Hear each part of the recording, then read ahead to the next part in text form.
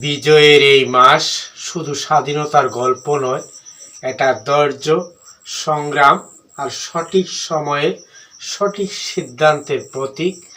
যে জাতি কঠিন বাস্তবতাকে মেনে নিয়ে ধৈর্য ধরে লড়াই করেছে, সেই জাতি ইতিহাসে জায়গা করে নিয়েছে। ঠিক তেমনই ব্যক্তি জীবনেও বাস্তবতার পাঠ যত কঠিন হয়, মানুষ তত শক্তিশালী হয়ে ওঠে। আর ধৈর্যই সেই শক্তিকে পূর্ণতা এনে দেয়। যে মানুষ নিজের সময়কে মূল্য দিতে শেখে, তার ভবিষ্যৎ কখনো তাকে প্রতারিত করে না। ইন্সপায়ার উইথ রেহান থেকে আরও একবার সবাইকে স্বাগত। শুরু থেকে শেষ পর্যন্ত সাথে থেকে শুনতেই থাকুন, ভালো লাগবে। অনুধাবন করলে ব্যক্তি জীবন, সামাজিক জীবন, জাতীয় জীবনে প্রতিষ্ঠা আসবেই। ধারাবাহিক সুন্দর আলোচনায় সাথে থাকুন। জীবনে প্রতিনিয়ত ভালো ভালো কিছু শুনছেন, কিন্তু স্মৃতির ডায়েরিতে সব কথা লিপিবদ্ধ থাকে না। কিছু কথা মনে ধরা দেয় বা ধরে রাখে। সেই তুল্য সুন্দর আলোচনা, সাথে থাকুন, শুনতে থাকুন। নাম্বার 1, বাস্তবতা যে শিক্ষক মিথ্যা শেখায় না। জীবনের প্রতিটি পথ, প্রতিটি আঘাত, প্রতিটি অপেক্ষা সবই বাস্তবতার কঠিন শিক্ষা। বাস্তবতা কখনো সাজিয়ে কথা বলে না, কখনো বাড়িয়ে দেখায় না। এটা যেমন তেমনই রূপে সত্য দেখায়। এই সত্য যত দ্রুত ধরে নিতে পারি, তত দ্রুত জীবনের উন্নতির পথ খুলে যায়। সেই সুন্দর উন্নতির পথ খোলার জন্য প্রতিনিয়ত ধৈর্য আবশ্যক। কথার কথা নয়, খুবই গুরুত্বপূর্ণ কথা। সাথে থেকে শুনতে থাকুন, অনুধাবন করে সমৃদ্ধির পথ এগিয়ে রাখুন।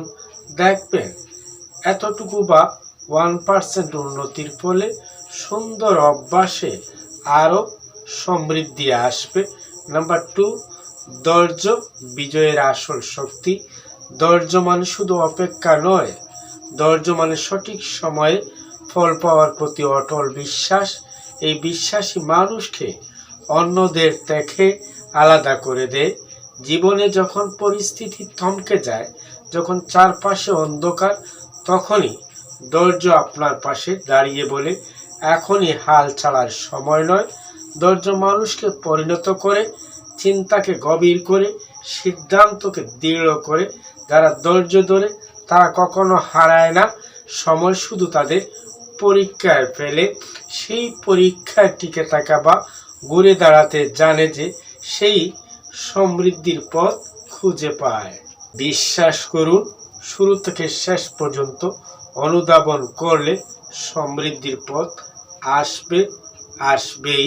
নাম্বার 3, অপেক্ষার ফল সব সময় পরিপূর্ণ হয়। বিজয়ের সময় যেমন দেরিতে এসেছিল, কিন্তু এসেছিল গর্ব নিয়ে। জীবনের ফলও ঠিক তেমনই। ধৈর্য নিয়ে পরিশ্রম করলে ফল হয় শান্তিময়, সুন্দর ও সাফল্যে পরিপূর্ণ। ধৈর্য নিয়ে পরিশ্রম করলে সেই পরিশ্রম একদিন বড় অধ্যায় নিয়ে আসে। বড় স্বপ্ন তুলে আনা যায় শক্তি দিয়ে, কিন্তু স্বপ্ন ধরে রাখা যায় ধৈর্যের আলোতে। যারা সময়কে সম্মান করে, অপেক্ষাকে বুঝে, তারা জীবনে কখনো খালি হাতে থাকে না বা ফিরে না। বিজয়গাথা এই মাসের শিক্ষা। এই মাস আমাদের শুধু জাতির গল্প বলে না, আমাদের বলে নিজের জীবনের লড়াইয়ে একই নীতি প্রয়োগ করো। সত্যকে গ্রহণ করো, ধৈর্যকে শক্তি বানাও, আর চেষ্টা থামিও না। বিজয় শুধু বাইরে আসে না, বিজয় ভেতর থেকে জন্মায়। কঠিন বাস্তবতার পাঠ।